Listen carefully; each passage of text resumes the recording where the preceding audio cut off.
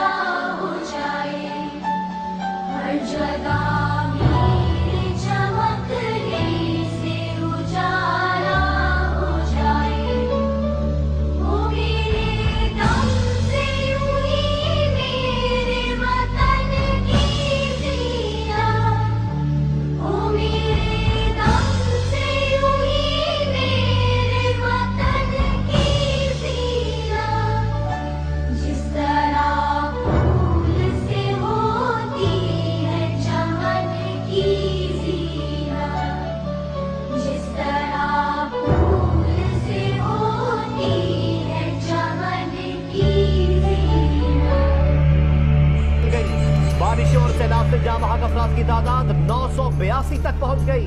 दरिया काबुल में नौशेरा के मुकाम पर इंतहाई ऊंचे दर्जे का सैलाब पानी का बहाव 3 लाख क्यूसेक रिकॉर्ड। चंद घंटों में दरिया काबुल से 4 लाख क्यूसेक का रेला गुजरने का खदशा है। माना खेल के मुकाम पर हिफाजती बंद में शिकाफ।